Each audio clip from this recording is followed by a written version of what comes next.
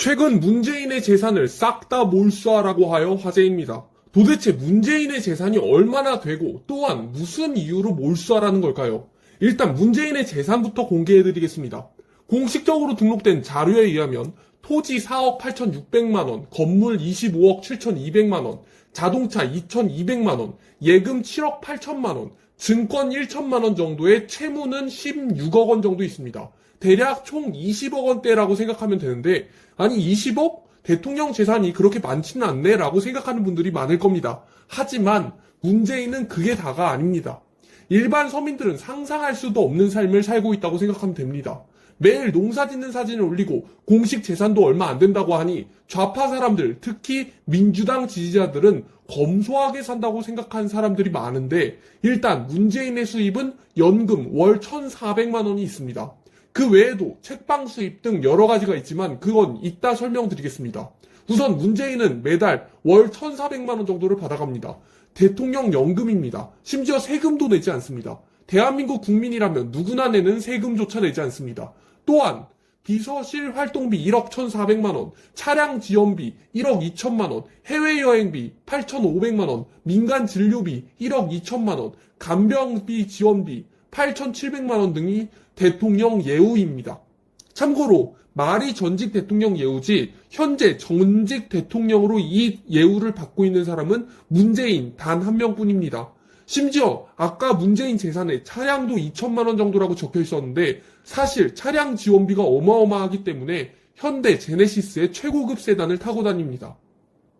심지어 문재인의 경호원 숫자는 무려 65명인데요. 데일리안의 정기수 씨 칼럼에 의하면 이들 경호 비용으로 매월 약 3천만 원 안팎의 돈이 들어간다고 합니다. 무려 65명의 경호원을 쓰고 있으니까요.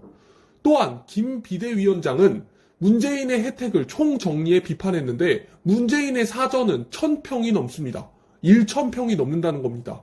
사저의 경호 부지 매입에 22억 원, 경호동 건축에 40억 원을 들였다고 말을 했습니다. 그야말로 상상을 초월하는 금액이죠. 도대체 혈세가 얼마나 낭비되고 있는 겁니까?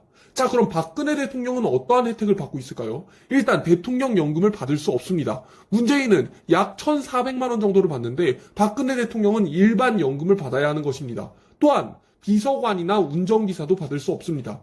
과거 박근혜 대통령이 감옥에서 나왔을 때 정말 병원비조차 낼 수 없을 정도로 돈이 없어서 문재인은 병원조차 무료로 사용한다 합니다. 이게 얼마나 서러운 일입니까? 감옥에서 몸도 망가졌는데 그것도 본인 돈으로 치료를 해야 한다니요. 박근혜 대통령은 삼성동 집 한 채와 월급 통장 정도만 있었는데 그나마도 삼성동 집 팔아서 내곡동 집을 사고 추징과 벌금으로 모두 없어져 버렸다고 합니다. 결국 박지만 회장이 도대체 무슨 일이냐고 놀라서 찾아와가지고 집을 구하는 걸 도와주고 생활비가 없다 하여 생활비도 도와주고 병원비도 도와줘서 박지만 회장이 간신히 도와주고 있다고 밝혔습니다. 문재인은 저렇게 잘 먹고 잘 사는데 박근혜 대통령은 이런 대우를 받는 게 이게 말이 되는 겁니까? 자, 여기서 끝이 아니죠. 문재인은 평산 책방을 열어서도 화제였습니다. 전여옥 전 국회의원의 말에 의하면 문재인을 비판하면서 책을 무려 5,882권이나 팔았고 책값을 최소 15,000원 정도로 치면 서점목 쓴 40%고 일주일 수입이 약 3,500만 원에 달한다. 무려 일주일에 3,500만 원이고 한 달로 따지면 1억 4천만 원, 1년으로 따지면 17억 원에 달하는 엄청난 돈입니다. 심지어 전여옥 전 국회의원의 말에 의하면 책방에서 커피도 팔고 있는데 웬만한 책방은 책보다 커피 수입이 더 많다고 합니다. 즉 이보다 많은 카페 수입까지 있을 수 있다는 겁니다. 그야말로 평산에서 돈을 쓸어 모으는 중입니다. 자, 그럼 어떤 이유로 이러한 문재인의 재산을 몰수하라고 하는 걸까요? 이유는 너무나 많습니다. 이계성 대표의 칼럼을 읽어드리겠습니다. 문재인 5년은 70년 쌓은 공무원의 기관과 역량을 완벽하게 무너뜨렸다. 문재인은 산업부에 허위 공문서를 작성시켜서 탈원전을 실행해서 잘 나가던 한국의 원전 산업을 완전히 쑥대밭으로 만들어서 천조 원전 시장을 잃어버렸다. 산업부는 60에서 70년도에 수출 주도 성장과 중화공업 육성이라는 박정희 대통령이 만드신 부서입니다. 한덕수 국무총리가 산업부 출신이든 엘리트 경제 관료들이 사실상 만들어지는 곳이라고 볼 수 있는데요. 문재인 초기에 이 산업부는 탈원전 정책에 산업부가 전기료 인상이 된다고 거부를 했다고 합니다. 미래를 완벽하게 예측한 거죠. 문재인 탈원전에 백운규 당시 산업부 장관이 원전 월성 1호기 조기 폐쇄를 지시하자 산업부 공무원들은 반대했고, 이에 대해 백운규 장관은 너 죽을래? 하면서 윽박지르면서 묵살하고 즉시 가동 중단을 강행했다고 합니다. 문재인은 공산혁명을 통해 김정은 세상을 만들기 위해 피와 땀으로 눈물로 일으킨 대한민국의 70년을 완벽하게 무너뜨렸는데요. 400조 빚을 내서 패거리들, 카르텔을 조직하여서 혈세 도둑질을 했다고 합니다. 400조 1분 이자가 1억인데 이게 다 결국 국민들의 몫이 된 겁니다.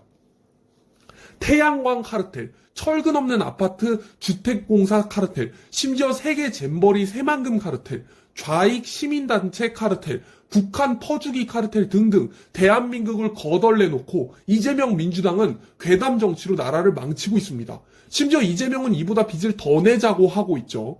70년 동안 나라빚 600조는 포철, 인천공항, 고속도로, 항만시설 등으로 남아있지만 문재인이 빚을 낸 400조는 카르텔을 조성하여 사실상 남은 것들이 없고 북한과 문재인 패거리들의 주머니 돈이 되었습니다. 문재인은 탈원전, 보해체 등 답을 정해놓은 정책에 입맛에 맞는 얘기를 해줄 엉터리 전문가들과 공무원들을 모아놓고 거수기 역할만 맡긴 사실상 조폭식 국정 운영이었습니다. 재정 파수꾼 기획재정부를 무력화시키고 미래세대 자산을 훔치는 나라 빚 급증도 개의치 않으면서 곳간에 곡식을 쌓아두면 썩는다는 말도 안 되는 논리로 빚을 내서 돈을 풀었습니다. 통계 분칠에 통계 지표 바꾸는 것도 서슴지 않았죠. 이 통계 관련해서도 최근에 엄청난 논란이 있었습니다. 제 자식들은 외고 진학시키고 유학 보내고 서류 조작해서 명문 학벌 만들어주면서 하늘 쳐다보지 말고 붕어, 개구리, 가재로 살아도 행복한 개천을 만들자면서 서민들에게 그냥 행복하게 살아라. 사실상 니들이 못 사는 건 다 사회 탓이다. 다 돈을 퍼주면 될 거 아니냐. 이런 식으로 표를 돈으로 사버리는 포퓰리즘 정책. 그렇게 조국 같은 인간들을 장관으로 내세워가지고 문재인 말대로 생각 없는 국민들이 정신 차려 정권 교체를 이루어냈습니다. 문재인은 생각 없는 국민들 믿고 이 사는 가붕개, 붕어, 개구리, 가재 같은 공화국에서 국가 대개조를 하려고 했던 겁니다. 이 국민들을 정말로 물로 본 거죠. 국민들 상대로 공산당을 완전히 만들려고 하다가 5년 만에 결국 어떻게 됐습니까? 정권을 빼앗겼습니다.